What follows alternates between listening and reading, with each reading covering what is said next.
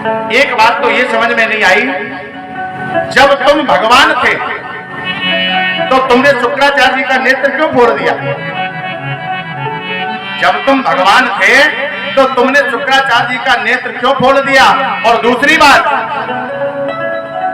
जब भगवान स्वयं आए हैं तो फिर शुक्राचार्य जी ने राजा बलि को इनके कदमों में क्यों नहीं डाल दिया? परीक्षित जी, इतना बड़ा यज्ञ हो रहा है और जहां पर यज्ञ हो रहा है वहां पर लाखों की संख्या में भक्त मौजूद होंगे। इतने बड़े समाज में किसी ने ये नहीं पहचाना कि ये भगवान है। केवल शुक्राचार्य ने जाना कि भगवान है। क्यों? क्योंकि शुक्राचार्य जी के पास 2 आंखें हैं और लोगों के पास क्या आंखें नहीं थी? आंखें थी, लेकिन कौन सी आंखें हैं शुक्राचार्य जी के पास में? ज्ञान विराग नयन मुरगारी। एक ज्ञान का नेत्र है और एक वैराग्य का नेत्र है। ज्ञान के नेत्र से शुक्राचार्य जी ने जान लिया कि भगवान है।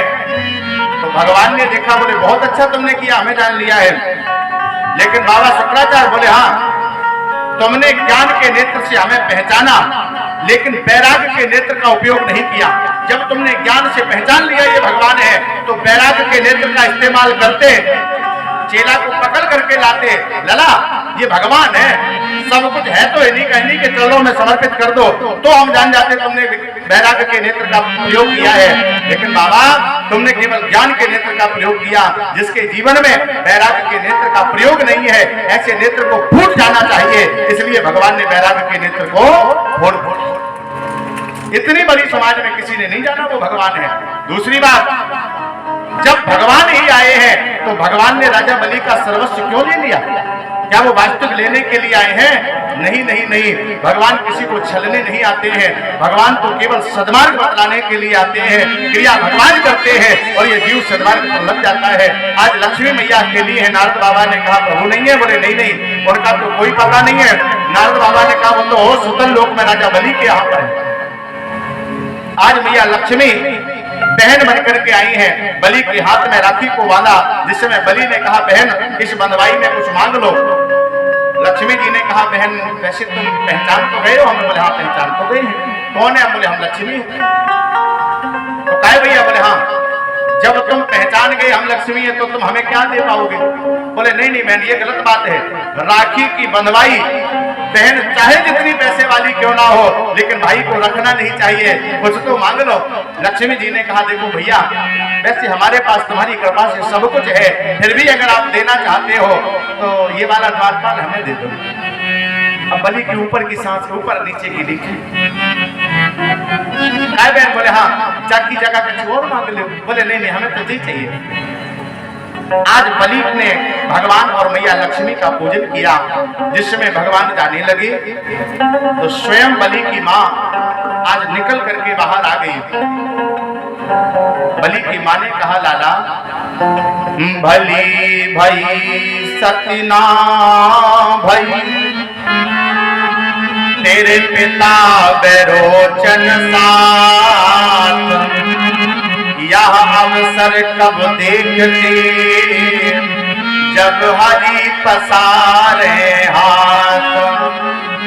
मैया लक्ष्मी ने सुना, बोले प्रभु। बोले हाँ जरा हमारी सुनो। बोले क्या? ये क्या कह रही है? तुमने इसके लाला के सामने हाथ फैलाया है। कल को ये बात अगर मीडिया में छप गई तो लोग क्या कहेंगे कि भगवान राजा बलि के घर में मांगने गए हैं। भगवान ने कहा तो तू क्या चाहती है? बोले सब वापस करो, सब वापस करो। भगवान ने कहा राजा बलि। बोले हाँ, जमीन जायदाद स्वतंत्र लोग जो कुछ हमने तुम्हारा लिया है मैं सबका सब तुम्हें वापस कर रहा हूँ। अब तो हम तुमसे जीत गए। बोले नहीं नहीं महाराज अभी नहीं जीते हो। क्यों? अब बलि ने जो बात कही वो करोड़ रुपए की बात है, आप लोग भी सुन लो। राजा बलि ने कहा प्रभु तुमने जमीन वापस की, तुमने धन वापस किया, तुमने संपत्ति वापस की, लेकिन प्रभु आज राजा बलि ने अपनी बहन का दान तुम्हें दिया है। राजा बलि आज भी तुमसे बड़ा हो गया है, क्योंकि आज तक अपनी बहन का दान किसी ने तुम्हें नहीं दिया है। राजा बलि का नाम तो आज भी संसार में लिखा जाएगा। आज विद्यावली ने देखा, चरणों में गिर पड़ी।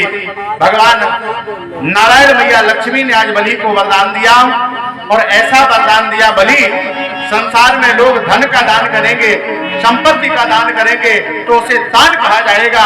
लेकिन राजा बलि जिस दिन कोई के लिए, समाज के लिए अपने शरीर को न्यौछावर करेगा, उस समय बलि लोग तुम्हारा नाम लेकर के उस दान का संबोधन करेंगे। धन का दान होगा उसे दान कहा जाएगा, लेकिन जब शरीर का दान कोई देश के लिए करेगा तो उसे बलिदान कहा जाएगा, उसे बलिदान कहा जाएगा। आज बलि पर भगवान ने कृपा की, मत्स्य अवतार की कथा का दर्शन भगवान ने करवाया। यहां से